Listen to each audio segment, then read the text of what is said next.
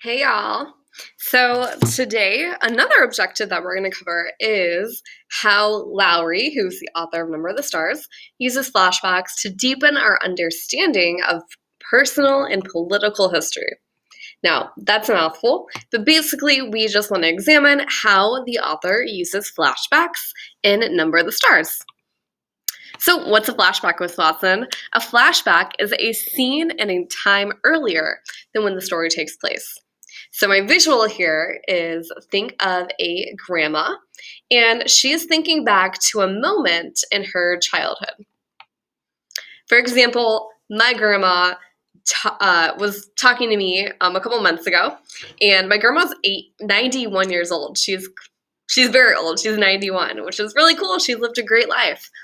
And she was telling me about going to college in the 1940s and how back in her day, if you were a woman and you went to college, you had to stay at a boarding house, which was like a little house where a bunch of women her age were housed. And there was even like a boarding house mom who took care of all the women there.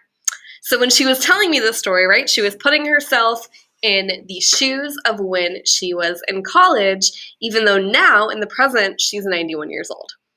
So when we see a flashback in a story, a character is focusing on a moment that happened in the past, even though they're in the present right now.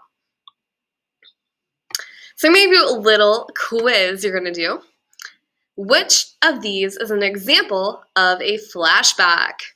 Would it be Mrs. Lombardi setting a New Year's resolution? Would it be Mr. Guerra remembering his first day of kindergarten? Would it be Mrs. Greenwood forgetting her phone at home? Or Mr. Reed wishing he could be as cool as Miss Watson?